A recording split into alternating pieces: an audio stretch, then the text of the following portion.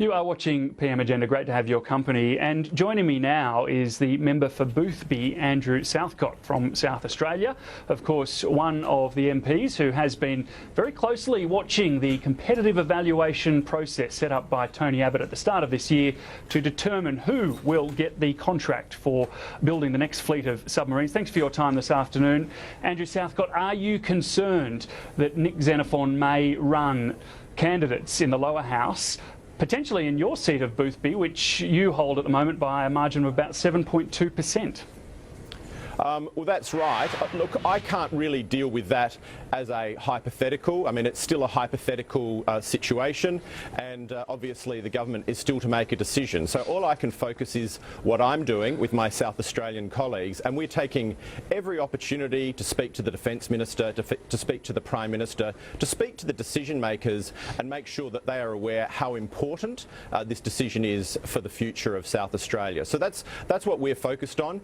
We can't get spooked by potential threats, potential challenges. We just have to focus on our job and represent our constituents, and that's what I'm doing with my South Australian colleagues. And what has the Prime Minister and the other decision makers told you about this competitive evaluation process? We're about halfway through now. Well, everything that they've said is on the public record about the competitive evaluation process. We've identified 3 potential international design partners: France, Germany and Japan. From my point of view, what the process has done is it means that there's now a competitive tension between all of those 3 partners. So we're seeing each of them are required to provide a number of options, including an option for an Australian build, and that is one of the the option which I favour. I've now met with the French partner and the German partner, and both of them have got viable solutions to actually build entirely in Australia, which I think is very encouraging. Is either one of them, the French or the Germans, are they a preference of yours over the Japanese, where details on an Australian build have been a little scant? Well, look, ultimately, I don't want to get into choosing between one of the 3. Ultimately, all of the partners will be required to provide a number of options, including a hybrid option and a local build as well. And if they don't produce options for a local build, then they're non-compliant bids as far as the Defence Minister is concerned. So what I think, I mean, my preference is for a local build. I think that there are sort of some encouraging options available there. This is a very important issue for South Australia, and we should be able to come to a decision in the first couple of months next year. So you say you've spoken to the German bidders and the French bidders, but not the Japanese. Have you tried to speak to the Japanese, and why haven't you spoken to them? Look, there's no specific reason. It's just that TKMS, the German partner, DCNS, the French partner, have both sought meetings with me. I've met with them. I'd be very happy to meet with the Japanese partners as well. I've had meetings with the Japanese ambassador, but not with the Japanese bid. But ultimately, I think that it is feasible. It's technically possible to have a local build, and that's an exciting prospect, and it's one which would be welcomed, I believe, in South Australia. So when you talk about a local build, what specifically and exactly are you talking about?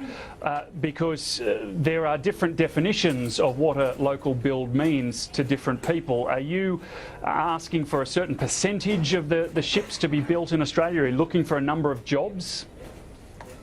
Look, I'm not looking for any sort of prescriptive thing, but in terms of the competitive evaluation process, each of the partners are required to provide a sort of broadly costed option for an offshore build, a hybrid build and a local build. So each of them will be presenting how they would be able to do those things.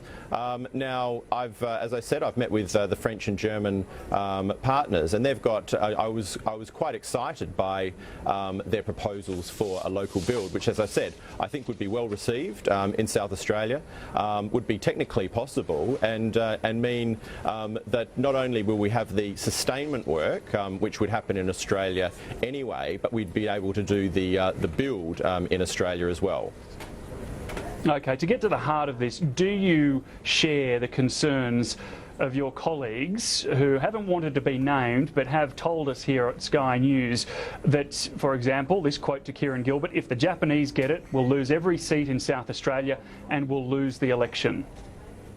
Yes. Look, that's not a phrase I would have used, but I think if the decision is made for an offshore build without naming one particular country, if the decision is made for an offshore build, then I think that would be it would be poorly received in South Australia. I have no doubt about that. And without getting into what might happen at an election, it would be very, very difficult for the Liberal Party in South Australia. And would that be even more difficult with Nick Xenophon entering the fray? He's promised to do so. Look, it's ultimately that would be an issue for him. But the point I would simply make. But it could be an issue for you too if he runs a candidate in your seat. Okay, sure. But look, I can't get focused on what may or may not happen to me. I've got to focus on what's good for my constituents and what's good for my state. But all I'm saying is that an offshore build, if a decision is made to go for an offshore build on this, that will be poorly received in South Australia. There's absolutely no question about that. And for those, that's one of the reasons, but that I'm in favour of seeing a local build. And so the Prime Minister today saying that he can guarantee that more jobs will come out of this for Australia. But what do you take him to mean by that when he says more jobs? More than what? Well, look, I think that's already been enunciated by the Defence Minister, and he's talked about 500 jobs. But I think that when we come to the end of this process, what we'll see, hopefully, is some very attractive options for a local build. And that's what I would be encouraging the Prime Minister and the Defence Minister and the National Security Committee of Cabinet to go with, because it will be very important for the economy of our state, but it's also important to have the capability in Australia to refurbish and replenish these submarines. So you'd be happy with 500 jobs, as has been talked about before? Look, I think 500 is really the absolute minimum. I think that if you do have the build occurring in Australia, then you should be able to see more than 500. Okay, and then what is it that you're seeking from here on in? As I say, halfway into the process, what is it you're seeking from the Prime Minister and other decision makers from here on in? Well, I'm saying very clearly, I mean, my own preference is for a local build. There are a number of my colleagues in South Australia who would like to see a local build. We are, all of us, in our own ways, working with cabinet ministers, working with their officers and trying to emphasise the importance of this issue. We want to see a great future for naval shipbuilding in Australia. We believe that's possible, and the government has outlined a process for that, not just in submarines but also in surface vessels as well. So we'll be making some decisions over the next 6 or 7 months, both on surface vessels and submarines, and I think we do have the possibility of having a very exciting future for defence in South Australia.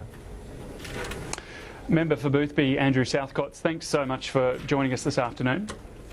Thank you very much, David.